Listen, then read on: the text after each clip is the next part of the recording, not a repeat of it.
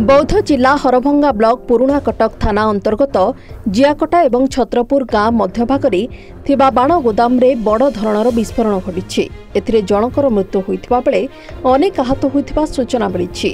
गोदाम घर छात मध्य संपूर्ण माटी रे मिसी जाइछि। अन्यपटे एभली बड़ धरणर विस्फोरण जोगु 1 किलोमीटर दूर रे थिबा पुराणा कटक मार्केट रे अनेक गाड़ी शोरूम सहित दुकान घर काच भांगिथिबा देखिबाको मिलिछि।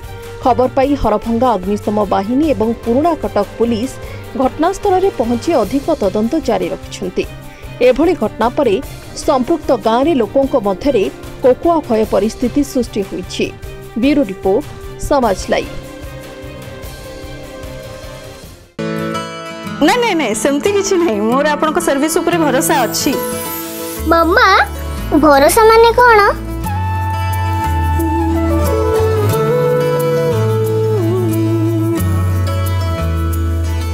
पात्र इलेक्ट्रॉनिक्स संपर्क एक भरोसार